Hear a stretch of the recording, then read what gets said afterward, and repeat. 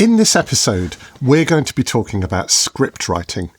We'll look at techniques writers can use to get started in script writing, why a writer might want to explore scripts, and how experimenting in the medium might improve your general writing. Welcome to the Writer's Gym. The Writer's Gym podcast. Build creative confidence and grow your writing life with Rachel Knightley and Emily Inkpen.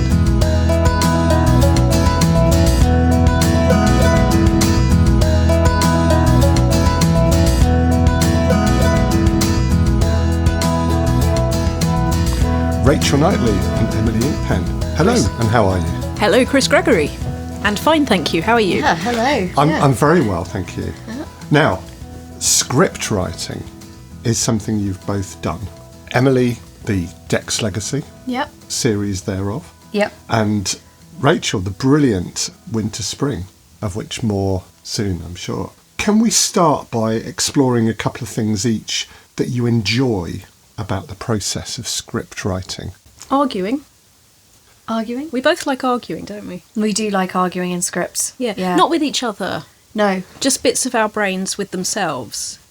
What I love about it is that it's absolutely how my brain works, that it's different sides of yourself having an argument, working things out. Because even when we're completely on the same side about something, or even when we both love the same thing, any discussion essentially is about getting deeper into it and exploring it and being interested in the nuances of it.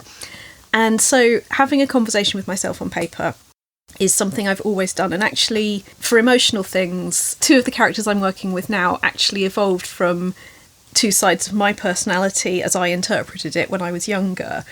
And I'd let these two characters have a conversation about something, and one was terribly worried about what everybody else thought and all the things that could possibly go wrong, and the other one was just, look, cut the crap, it is this simple, do the thing. And then character A is like, no, here are the 20 billion things that could... And they're both me, and I need both of them in order to operate in the world. But I based characters on them, so that's brilliant, because the conflict, the thing that makes a script interesting, is about what characters care about, what is at stake between them. Mm-hmm. And that means that whatever style of writer you are, even if you are of the, if it's just personal relationships, then it's not interesting vibe, which I am very much not, or even if you are of the it has to be historical or it can't be historical, it doesn't matter what your tastes are, that is an essential truth. And script writing is such a great way of practicing exploring that, no matter where you take that dialogue next. For me, it's sort of laziness. And I say this in the best possible way. Okay, so basically there's an explanation here. Okay, I am not a lazy writer by any means, but when you're writing prose, you have to communicate everything that's going on your own. You've got no one to blame but yourself if things aren't communicated. When you're working as part of a team and on a script, so much is down to the actor's interpretation in terms of delivery of the line. And that's the stuff that comes with the nuance. It's the in-between dialogue bits in a novel where you think, okay, the person said this thing, you describe what they felt in relation to it, then you carry on with what they say next. It's the natural in-between bits when you're writing dialogue. All happens in tone of voice with script writing.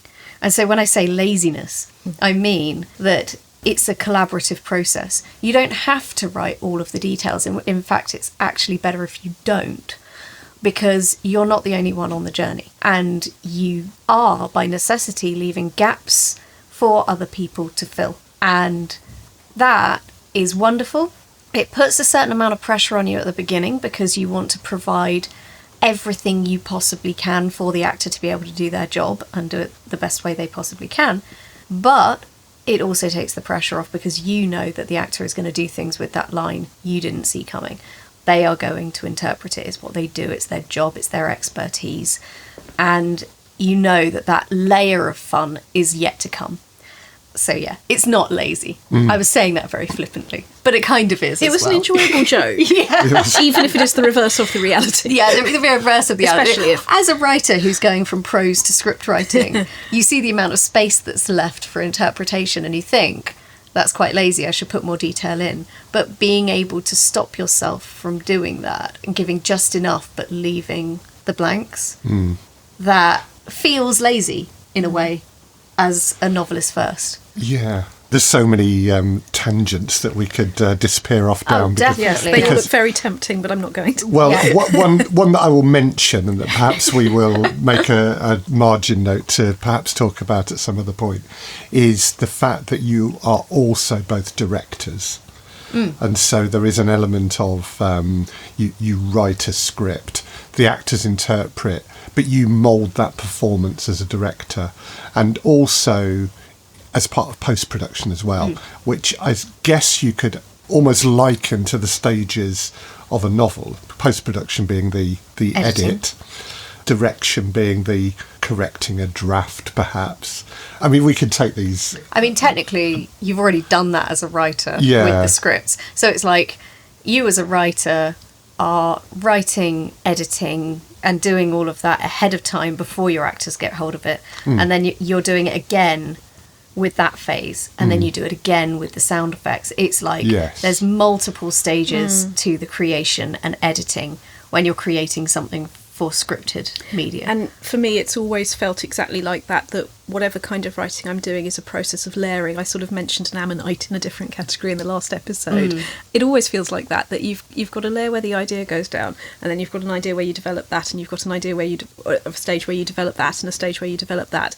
And then once you've got the script, then there's a read-through, and then there's recording, and eventually there's sound effects, and eventually there's intro and outro, and everything you keep doing, you're developing this creature until it is absolutely itself. That's the aim. And it has always felt like layering to me, whatever kind of writing I'm doing, and that includes direction. And as a director, when I've been directing things that are not mine, what I am trying to do is be the next layer for this thing that is on the page, and to do that as authentically as I can from what I find in there. And I think that really is where good direction comes from, is it is expressing what you find.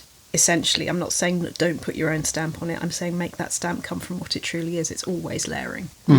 So I think in this episode, we want to perhaps say to someone who's never had a go at writing a script, this might be how you could start. This might be a few little tips and tricks that you can play around with. But I think to further encourage that, I want to just talk about some of the opportunities for people able to write scripts. And this list probably goes from the more obvious to the less obvious. But clearly we have stage plays, screenplays, TV dramas, radio or audio drama, games, comedies, commercials, animated stories, comics and graphic novels. I mean, it's a long list, and I could probably go further. But I think there's at least 2 or 3 on that list that you might not immediately think of as being scripted media. Now, one I want to just pick up on, and Emily, just get you to say something about, because I know you have experience in this area, and that's games. Yeah. So if people are unfamiliar with the world of games, could you say a little about why scriptwriters are important in that world, please? Oh, yeah, okay. So narrative in games, like narrative games, it's becoming a lot more important for narrative to feature in games these days. And the pressure to create believable characters that players invest in. Just track the award wins in gaming at the moment. Games like Baldur's Gate, games like God of War, these heavy narrative-based games, strong character development, very well scripted and directed. These are the ones that are resonating at the moment. You look back into games that really were considered pivotal in sort of narrative, and we're talking Final Fantasy VII is a very obvious example of one of those pivotal moments in I would call it pivotal. I know other people call it pivotal as well, in sort of complex narratives, complex characters in a game. It is a serious skill to be able to do that, because in a game, obviously the player is in charge. The player is making the decisions, the narrative branches, oftentimes. And the decisions have to matter. But continuity is a thing. staying on track with the story is a thing. Working with the other departments in a game studio is a thing. Knowing that you can go away on holiday, come back, and suddenly there's a whole new level put in there by the art team that you did not know about, and it changes the entire ecological makeup of your planet, and somehow you've got to pivot your story to account for this last minute. Things like that need to happen. It takes an enormous amount of skill to keep the characters coherent, to keep the scenes coherent, the cut scenes coherent, all of this. And yeah, writers are being recognised finally as more and more important in the gaming industry, which is necessary, because as soon as you've got a game where they've just plastered on a bit of narrative at the end and said, okay, well, we've got a game where all of the mechanics are worked out, we don't know why we're doing it, we don't know how, we don't know what the point of it is, and we don't know why the character is going through what they're going through. Writer, in the last 5 minutes, can you just give this whole thing meaning, please? Like, that is becoming more rare, as it used to be the norm. We heard some of that from Rhianna Pratchett, didn't we? Yeah, exactly. In the end of the last series. So, I mean, fortunately, that is dying out now. People are getting on board with the fact that writers are needed. But yeah, it is a very interesting scripted medium, and the fact that it is interactive makes it more interesting. Now, a very obvious point, I think, but one that is definitely worth exploring early in this episode, is the importance of dialogue in script writing. Now, in audio drama in particular, where there are no visual clues for an audience, dialogue is very much the bedrock of a story. So I'm going to start with you again on this one, Emily, and then come to you, Rachel. Can you say a little bit about the importance of dialogue? God, yeah. Okay, well, dialogue is everything. It's like you said, dialogue is where the story is, it's where the character is.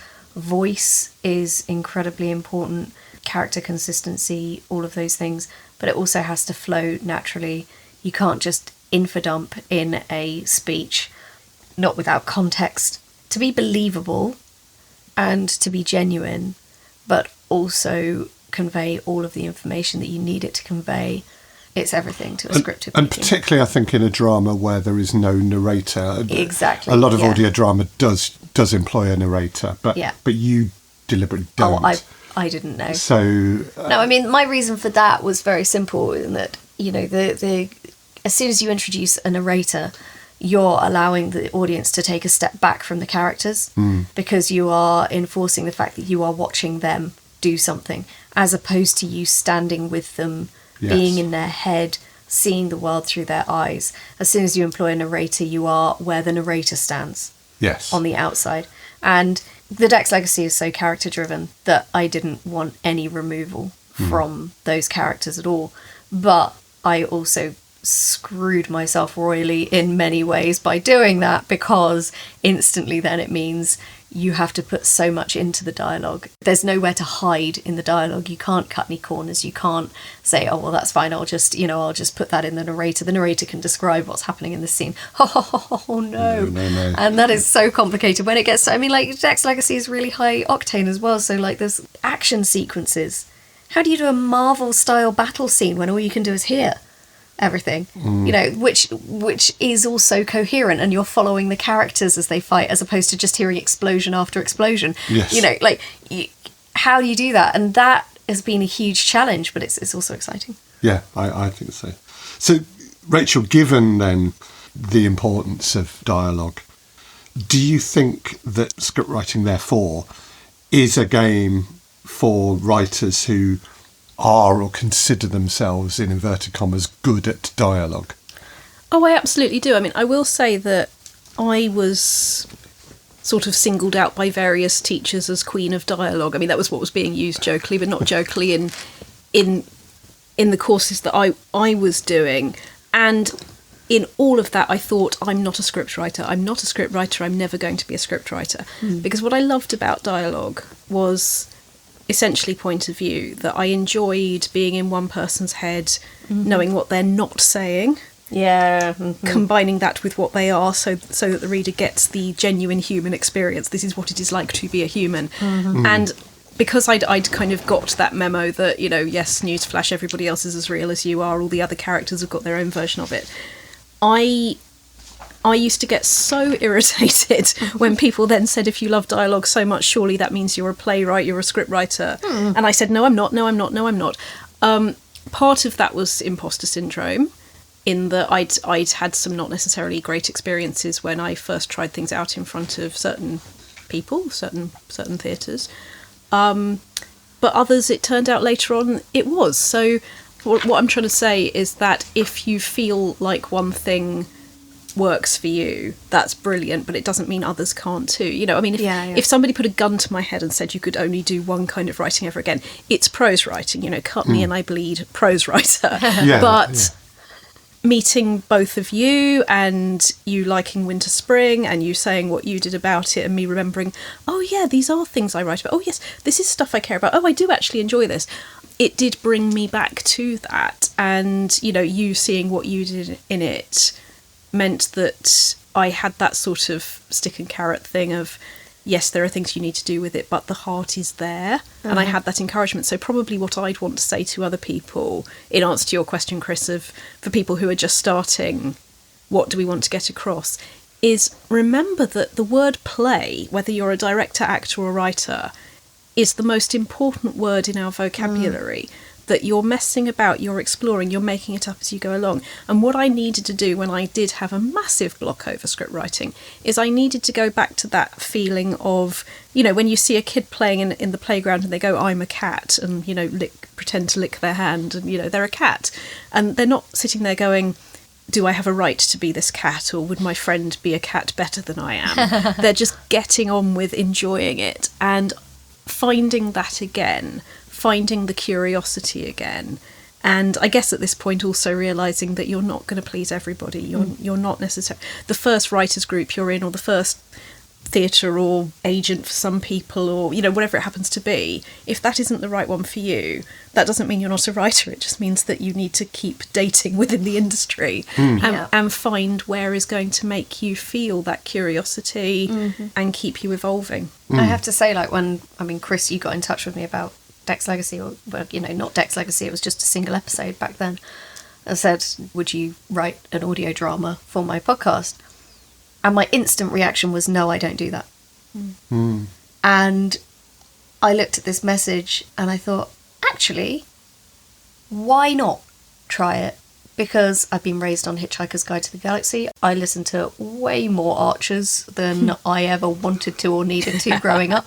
But, you know, at the end of the day, if you are familiar with a medium and have heard it written, or have read it written, you know, like have experienced it, you're not starting from zero. And I was like, okay, hell, maybe I'll give this a go. And, you know, I'm pretty pleased that I did. I think it's going all right so far. And that experience that you've just talked about, where something that with hindsight we can see, well, obviously it was a good idea. When you're in that moment, of course you don't know that. And I so identify with that, because the things where I've had an immediate reaction of, I can't do that, or no, I don't, or what they need to understand is, here's the reason why I can't do that, is usually a very, very thin gauze between where I am now and where I want to be with it, that it is something I want to do. Because, again, in fiction as in life, we don't waste that level of resistance on something we don't give a damn about. We only do that resistance when it matters, when we care. So the whole world of new experiences within writing is something that I think we should heartily recommend that people try, play, have a go at. Absolutely. And I just want to touch very briefly on one of the things I often hear and I actually see in your writing, both of you, and in other writers who have a go at script writing, is that the dialogue in your prose improves because you've been exercising that muscle of dialogue, telling whole stories in dialogue. And so, I don't know, do you want to just say a little word about that's that? Exactly why we call it the Writer's Gym. Yeah. That's exactly what all of this is reminding ourselves. It's not about thinking that true writers are inspired, write down what they've been inspired with, the end. It's your muscle tone, it's the reps, it's coming back and making it normal, making it your normal. Yes. Yeah. Yeah. Yeah, absolutely. And I think a lot of Deck's legacy was quite, I mean, the novels came first and they're set later. You know, the original novels set 11 years in the future to the audio drama. But the key scenes of those were very dialogue driven. So translating the show into dialogue audio drama was easier than I thought it would be in tone. But I think what the audio drama experience has taught me is how much you can get across in a single conversation and how hard you can get a single conversation to work in a short amount of time. And it's that process of constantly distilling, which is very important in script writing, I think. Okay. Yeah. Well, so a follow-up question around dialogue then, and harking back to something I think you said, Emily, which was about working with actors, and we both talked about directing actually as well. Is there a temptation as a writer of dialogue to think that the actor alone can bring the individuality of voice to a character? Oh, no. No. I mean, there might be, but that would be a wrong, perhaps. It would be very wrong. So the question really then is, how do you give your characters individual voices? Can I give an example on that? I was just thinking about Winter Spring, which I've just done with alternative stories. What that now is evolved from two originally completely separate strains. One was a fictionalised version taken from, it was a family situation that something my grandfather and grandmother had taught us was, it's a very, very common immigrant way of thinking, is own your own house, know that you've got somewhere that is safe for you. And what they had done was they bought a few properties and they'd instilled in their children, in my mother and her generation, that what the world needed was good landlords, people who were not going to charge an arm and a leg that wasn't necessary, who were going to allow other people to live and make money safely. And that was something that was very deep within my family legend, if you will. I don't know that it was ever said in as many words necessarily, but that was what we all learnt, that was our sort of place, our responsibility to continue. Meanwhile, I also had this idea of this woman who never went out, wrote from home. She was a ghostwriter and a copywriter, and she did lots of writing that never had to leave home, and she lived with her imaginary friend, and they'd grown up together. And there was a story about it in The Imaginary Friend, and I did show that script to somebody who absolutely slashed it to pieces, because according to what he was seeing, I was making it sound like it was just so easy for her to leave at the end of this, that she was so obviously agoraphobic, and I was making it sound like she just needed the right love to come along and she'd come out. Now, this was brilliant feedback, because it was said so harshly that I realised, oh my God, she's agoraphobic. I didn't realise that's what I was talking about. And it was so useful. I mean, I knew when I showed it to this person, I'd actually showed it to them because I knew it wasn't quite there yet. And I was hoping that they'd maybe push me to bring it out. And actually, with hindsight, they did. Yeah. So I got the fact that she was agoraphobic, I got the imaginary friend. These storylines have now come together in ways that I won't talk about, because people can listen to the actual play and find it. But what was really helpful for me as an emerging writer there was realising there are no wrong ideas. Now, I think if he could have had his way, what he would have said about that play is just don't do it.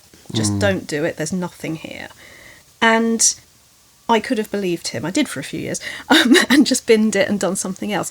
But then when I needed a jigsaw piece that was in my head, and when I stopped putting the energy into, no, don't touch that, don't let yourself get hurt with that, and went, oh, it fits, ooh, this is fun, and things had changed, I think that probably is the most useful thing. And in terms of dialogue, which is, of course, the heart of all of script writing, let them talk to each other, let the pieces of your brain and heart speak to each other. And it's amazing how distinct and practical it becomes. All the pieces, they do end up fitting together.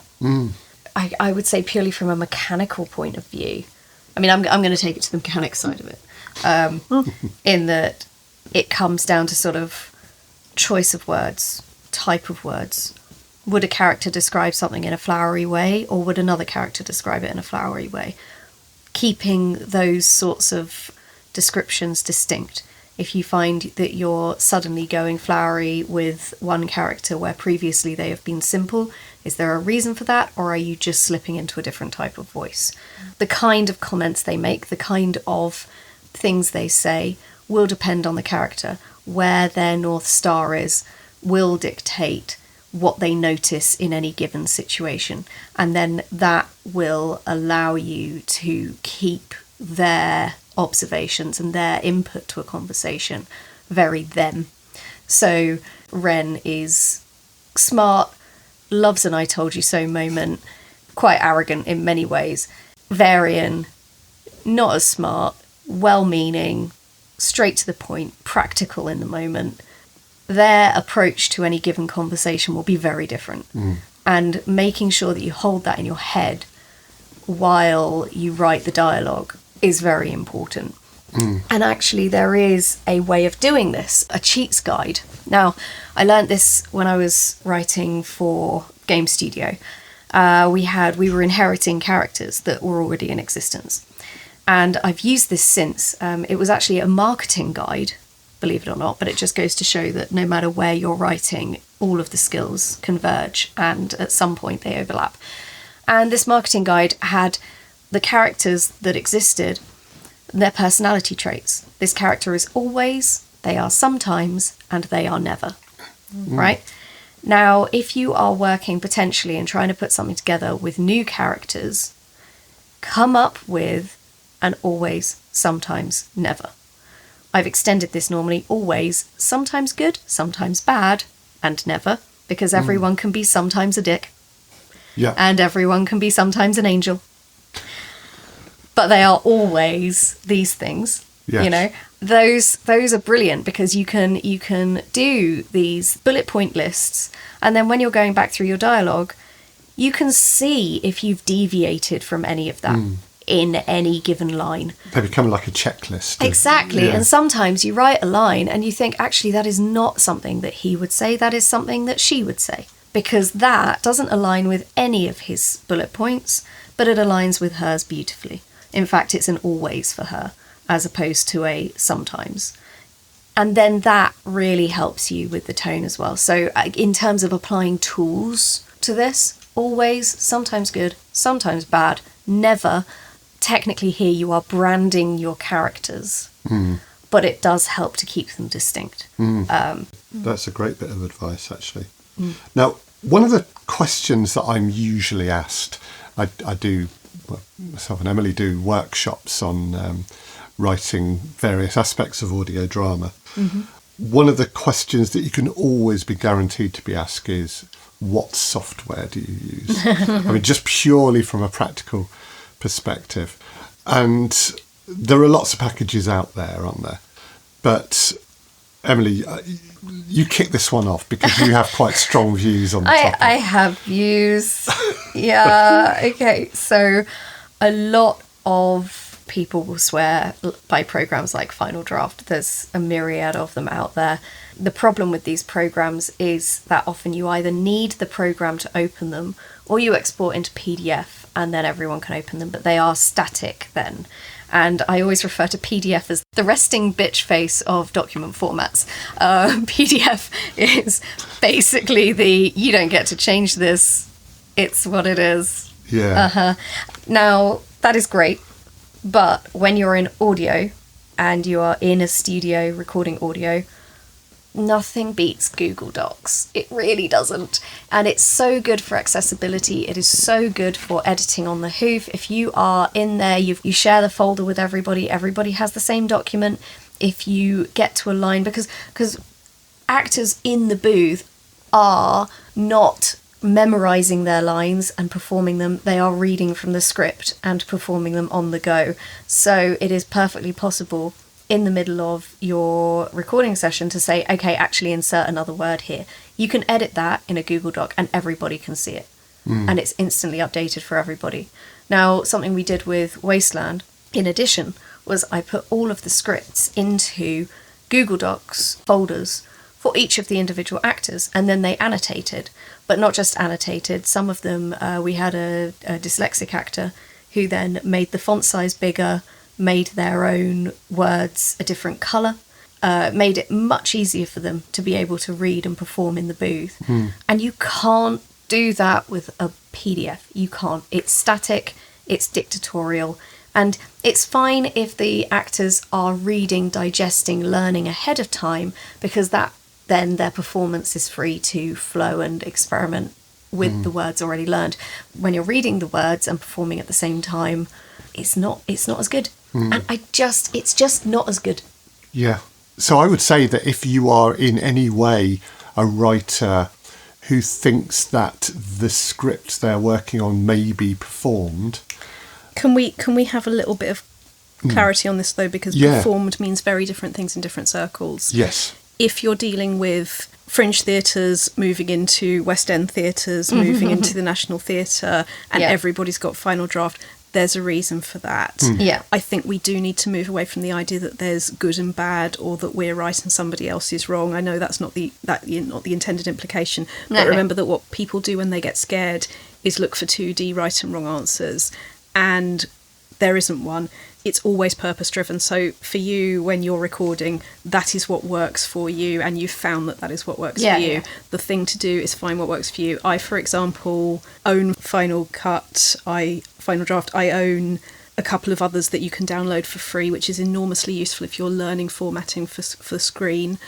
Kate Shenton, who's done some teaching for us, had a few favourites that she downloaded, so when she was submitting scripts the whole time, which would then get feedback, get put forward to industry, that was how she got her screenwriting agent.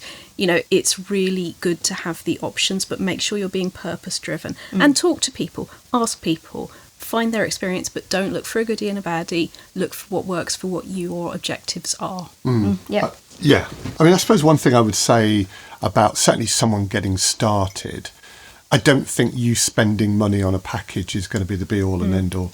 No. Use what you have. Yeah. Now, as you rightly say, we've worked with an audio dramatist who is a filmmaker by day, and he, of course, used the software that he would use in films. Yeah. Horses for courses, exactly, and what you feel comfortable with. But do think about the other people that need to read it. When you ask a question like that, it always comes down to, as you say, personal preference. I mean, you know, we pass on our sort of wisdom and everything. And I'm saying specifically for audio, because when you're writing for stage and for screen and things, again, it's a completely different actor experience. Yeah. It's a completely different performance experience.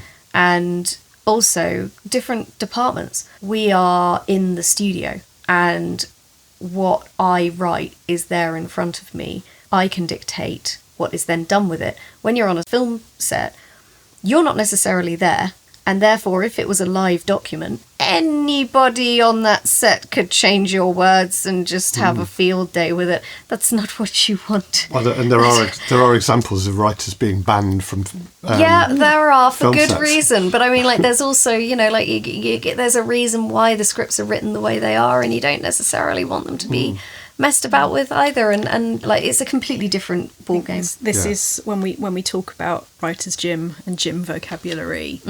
It is a case of finding what works for you. It's a case of doing it a little bit at a time. So what it's not a case of is thinking there's one thing to buy and that it's terribly expensive and do it first. It's a case of work out what you want to write, maybe in what you own already, maybe in what you can download for free. It's very doable, and move forward authentically for you. Yeah, I think that's right. But it's far more important that you have a go than it is the style and practicality of having that go. I know that we're moving on here. I know that we are, but I do just want to say, if you are just having a go and you are just using a Google Doc and it's not formatting it for you, just look up a little bit of formatting ahead of time and get an idea of where the formatting needs to go, because it will save you so much time in the future. If you just go for it and you have no idea how to format something, you are going to have to format it all for the first time later in editing process, and that can be an absolute mare. And there's an episode for that, because we did a formatting episode. We did. Yeah, we did. Yeah. Yes, indeed. Yes, the last series. We refer you to slide A. Yes. Now, this is a kind of impossible question, I think. Yay! But I'm going to ask your views on it. So answers will be heavily caveated. But what sort of stories do we think work well in scripted media? Audio drama you could have an internal monologue of the last person left in the universe, and it's all dark and they're in a carrier bag, and that would be fine. And that's been done, I think, several times. But you could also have a Middle-earth battle scene and do it a lot cheaper than you do it on film. Yeah. And I could make perfectly coherent arguments for why both of those could only work in every single genre that there is. I think I would wish to not go too close to saying that something will or won't work. It is all about the story that you want to tell and your understanding of how the particular medium that you're choosing it for now will help you tell it. So in a previous episode this series, Emily talked about her Lord of the Rings marathon. Yeah. And how certain choices were made in the film that couldn't have happened without the book, but certainly weren't done in the same way as the book. Both ways of storytelling were played to their strengths very successfully, in the fact you don't have to like all the same things, but you can recognise when something has been successful for the people it's successful for. And that is what we are all doing. We are all trying to communicate what we have to communicate. So if anybody is interested in script writing, I would say, don't do what I did. Don't think that you can't, or that you should even. Think, ooh, here's an idea. How might this work? And we're gonna have an exercise session at the end of this episode. But I would, as a writer, probably, I'd say I'd done myself the most damage possible by thinking that there are stories you can and can't tell in any particular way. There'll always be people who say don't, and that's fine. They can do something else. Yeah, I'd say that you can do anything. If we are talking about audio, I mean, genre fiction is huge in audio. Yes. Horror works really, really well because of the unseen element, and sci-fi because of the big picture that would require a lot of CGI if it were visual, but listeners fill in the gaps when they're listening to it. But really, it's a medium that's growing and you can do anything. And I mean, I was recently working with a writer who wrote a script originally for screen and then was adapting it to audio. And there was what had been in the screen script something quite visual as a reference. And he thought that it would be lost in the audio drama. But I was like, actually, we can bring that in with sound effects. We can have allusions to it, and we can have the sound of that in the background. We can keep that reference alive through audio. We do not need to lose that component completely. And I mean, there's so much that you can do just through audio prompts and just through the odd line in dialogue. And yeah, it's very possible to make something that you set out to make incredibly visual audio if you know the right prompts. And work well with your sound designer. But yes. but actually give the sound designer the clues they will need, and try and describe how you envisage it in sound.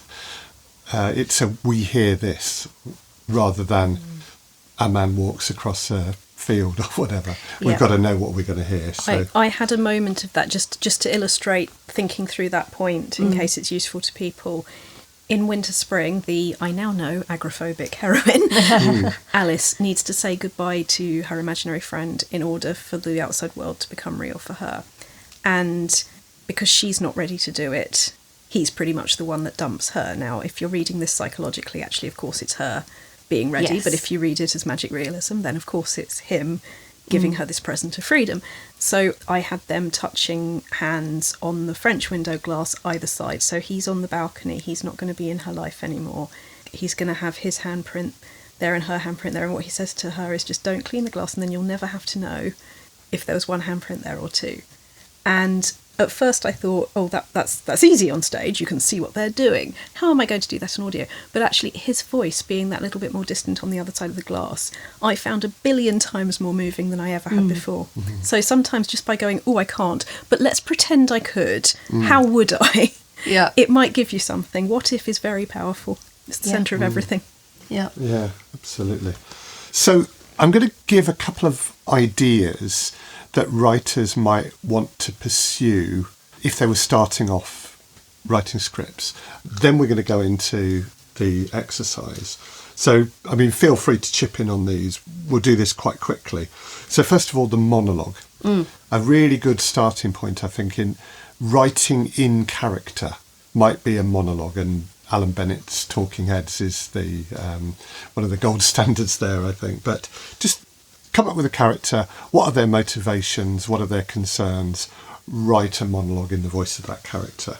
Another point I would say for someone just starting off in script writing is keep the number of characters low. In your initial efforts. Yeah. So I say that. Yeah. Yeah, I say that. Dex Legacy. You don't follow that rule. I mean, the first 2 episodes, it's a starting cast of 7. And I think we're now up to 17. But we didn't start off with 17. It is very important to know. And they were in small groups, yes, weren't they? It's very important to also say. So there are never 17 in one scene. And there are never 7 in one scene. Because I'm walking out if that ever happens. No, that's a terrible idea. But at first, there's 4 in one group and there's 3 in another, and they do not overlap until episode 3. So the first 2 episodes, you are fully acquainted with these very distinct sets of people. And that is important. It's more ideal if you've only got 2 people, maybe 3 in the entire drama. Yeah. How many was it in Winter Spring? Winter Spring has lots of groups of 2, doesn't it? But 6. 6 people. But the dynamics come from 5 of whom exist. Yeah, a lot of the dynamics come in groups of 2, The don't 6th they? one exists. It just depends on what angle you're coming from. Yeah, exactly. Very real for a long time. Oh, yeah, I suppose that was there. God. Yeah. So God, Rachel. Yes, that is what you will be calling me now.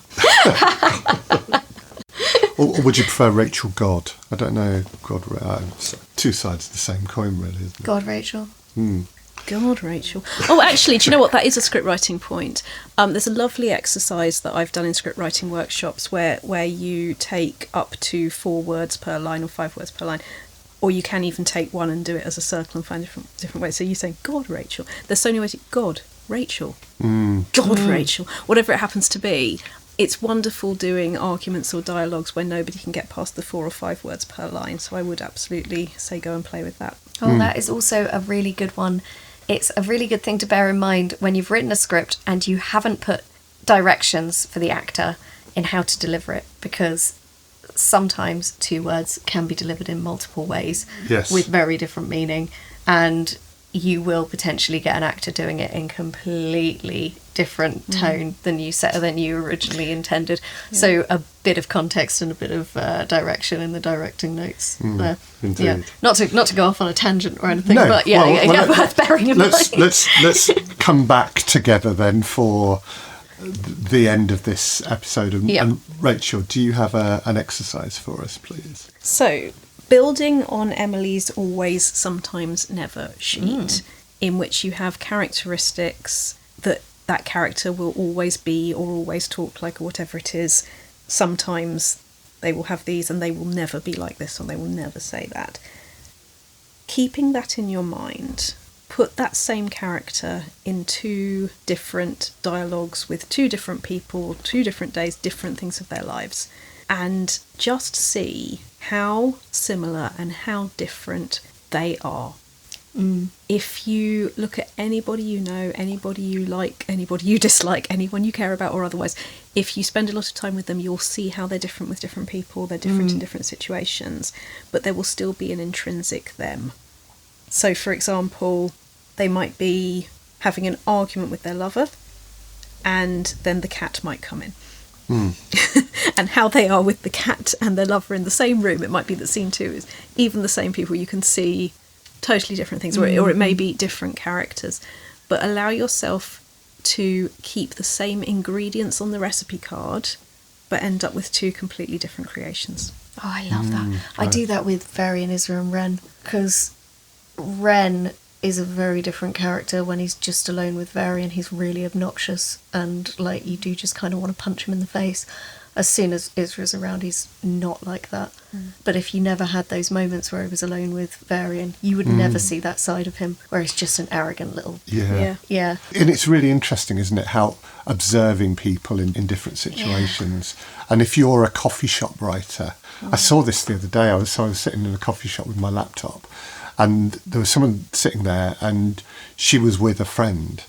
And clearly there was an arrangement where this friend would go at a certain time and then another friend would arrive 5 minutes later. And it was like she was a different person with two different people. And I was just sitting there observing it, thinking, there's a play here. Oh man, I've got a great. I love this stuff because, not to sort of digress completely, but I remember I was on a long train journey, and there was a guy going through a very vocal breakup over the phone, and it was absolutely brilliant listening in on this. This guy going, babe, no, it wasn't like that. No, don't do that, babe. No, I'm coming home. I'm going to be there in 20 minutes. Just don't go yet. I'll talk to you, blah, blah, blah. Really, really upset about this. Finally hung up the phone and the whole carriage sort of went, Everybody in the carriage breathed a sigh of relief. And then his phone rings and he picks it up and he goes, yeah, mate, well, I had to dump her, didn't I? And I looked up and caught the eye of the woman sitting diagonally across from me. And it was like, well, that's not how it went down. That's not what happened. And just the absolute, just that 2 minutes in between those two calls, completely different person, completely different tone, completely different persona. It was absolutely wonderful, and you couldn't make it up. I mean, that was just comedy. Well, absolutely. So I think the final point, if you're starting in script writing, is be an observer of people. Yeah. Keep your ears open, keep your eyes open. Yeah. And just observe and jot down the bits that are interesting. So we hope that this has whetted your appetite to have a go at script writing.